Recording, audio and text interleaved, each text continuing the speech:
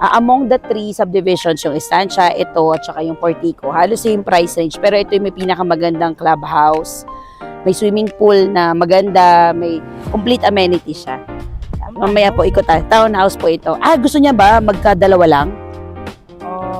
Hindi naman ma'am, wala naman sila. Wala specific. Pero ito po, maganda rin yung bahay nito. Paglipat din po, complete na. Walang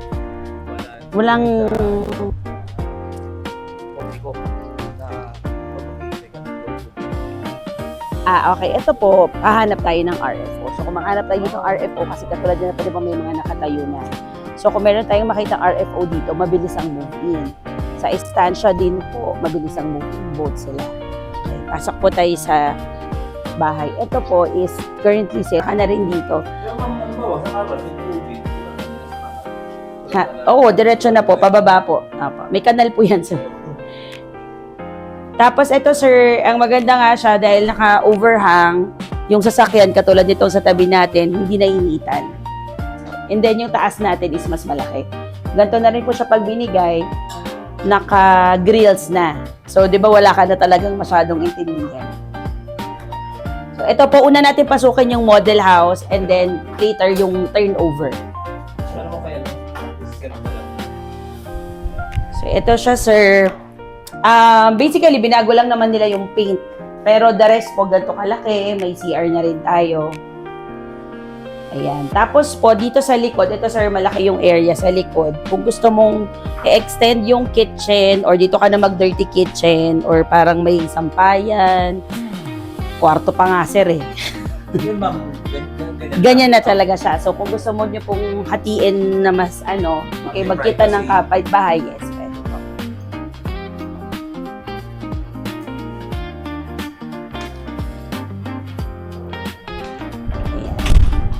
Sir, akyat tayo. Dito po, dalawa yung financing nila, Pag-ibig and bank. Sige, mamuna ka na. Yung bank po natin is mas mababa yung DP niya. Pag-ibig kasi medyo mataas yung DP natin. So ito po, sa taas din, his and hers. Kunyari, gusto mong solohin yung CR sa master, ilak mo na yung dito. Ito na yung pinto papuntang CR. And then, ito ang maganda, malaki yung balcony natin.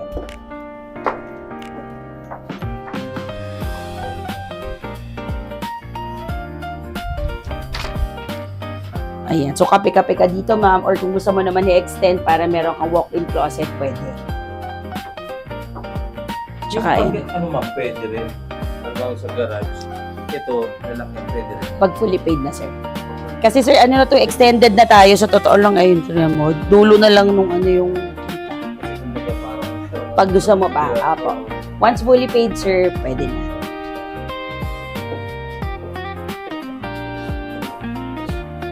Ayan. Tignan nyo po yung pinaka, tawag dito, turnover unit.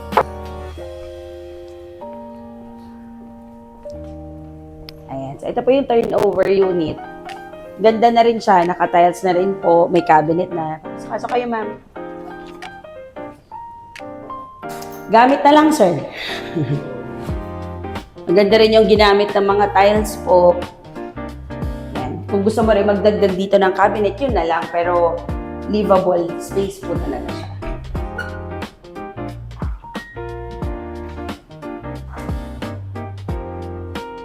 Sabi ko nga kay Ma'am Mela, huwag na siyang magtampo sa estancia. Kung gusto niya talaga doon talaga nagustuhan niyo, at tatawagan ko na lang at hahanapan ko kayo ng unit sa ibang block and lot nga lang. Yun lang naman yung naging po nun eh.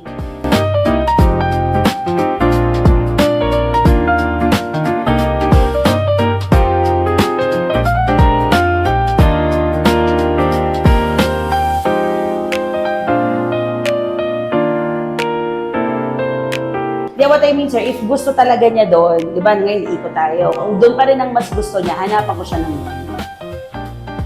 tawag. Kasi naman, ngayon may binigyan na naman sila eh. Yun. Sa kanya, marami sa game. Yun nga, Hindi akit kasi kung gusto niya. Among sa inikot. Opo, di ba, sir, appreciate mo na master bedroom talaga siya na may CR siya, may balcony siya. Sa ano nga lang, porte ko ma'am, sliding to. Sliding door. Okay, ito sir, mas safe to eh. Mas safe to versus sa sliding door. Kasi may ganun din kami sir sa balcony namin. Diyos ko sir, pag umuulan, naglalagay kami ng pag may bagyo. Ano yung plywood? Napasok mo. Kailangan namin mag-plywood sir kasi gumaganon sir. Oo, hangin. Nakaka-stress sir. Kaya sabi ko, ay, lesson learned ako sa mga susunod na bahay. Ganito na lang, at least malaki yung bintana. Pero, Sliding window. oo. Malaki yung door. Sliding door. Naku sir, yan ang pinagsisihan ko dun sa, di ba may ganun din kami, sabi ko, pag may bagyo na papa. May hangin, open siya. Yes sir, gumagano no. At ang scared ako, sabi ko, Lord, baka mabasag naman to. Andun yung mga bata. Tsaka ito nga, malaki. Malalaki, di ba sir? Oo. And then po, ready rin siya. Lalagyan mo na lang talaga, sasalpakan mo na lang ng aircon.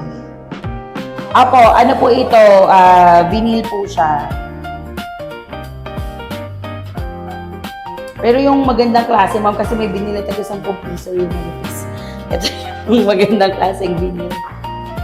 Ito, ma'am, yan, hindi ko na po narinig mo, ma'am, sinabi ko kay sir, ito po yung ginagawang commercial building. Gas station yung kabila.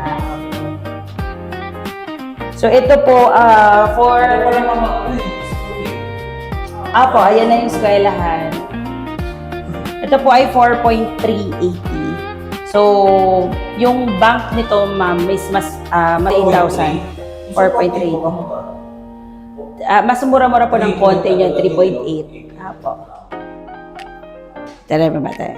3 months po, take out. Pero, 100% ang unit, okay na. opo, pero yung talagang, nakikita namin sa kliyente sa actual, yung totoo nang nangyayari is 6 months talaga, yung client, humiga na sa kama.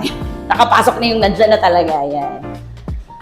Oh, walang halong kaetsyosan, kaya sinasabi ko, real talk, sinasabi ko na yung totoong nangyayari kasi di ba, syempre yung developer may promises yon. Kami ang nagbebenta, kami nakaharap sa client. So ano ba talaga ang real score? So yun ang real score. Dito naman po, itong developer na to, matagal na namin kasama. Oo, yes. So, ito sa real talk na to. Ito matagal namin na tong kasama. Hindi kami na problema dito sa developer na to in terms of take out, ganda ng unit. At saka sir, kasi ito hawak na namin to, mami ko pa ang broker. Mga subdivisions sila maganda pa rin after ilang years. Ano po? Sir, kasi nung college, INT pa lang yung nanay ko. Wala na kami pambayad ng tuition. So, napilitan akong magtinda, college pa lang. So, hindi naman iba rin ng naging una kong trabaho, sir. Kaya lang sabi ko, parang mas enjoy ako sa pagbo-broker. So, kumuha ako ng broker's exam. Sabi ko, Lord, pag pumasa ako, para sa akin to. Pumasa. Takot na takot pa ako, sir, mag-test. Alam mo bakit? Kami yung batch na unang-unang PRC na siya. Dati kasi lang sir DTI. So ako yung kasama sa first 6,000 na nag-test na PRC na. Nako sir, pagtapos ng exam, sumakay ng taxi, umuwi ako. Tulala ako. Kuhirap pala nito. So eto yun sir. Kaya eto, matagal na namin siyang kasama. Alam ko na in the future, maganda pa rin yung community kasi inaalagaan nila. Ayun. Tingin tayo dito sir sa mapa, magkakausapin ko lang saka magpalamig tayo, saka dito tayo tubig.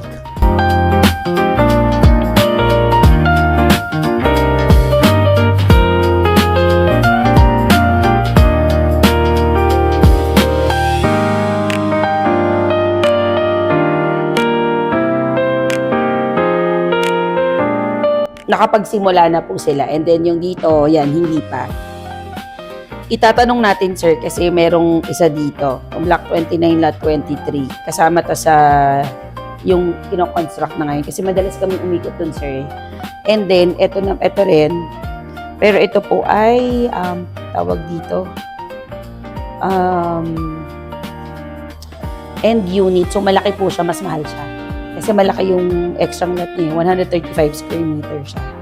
Tsaka itong end unit din po itong dalawa.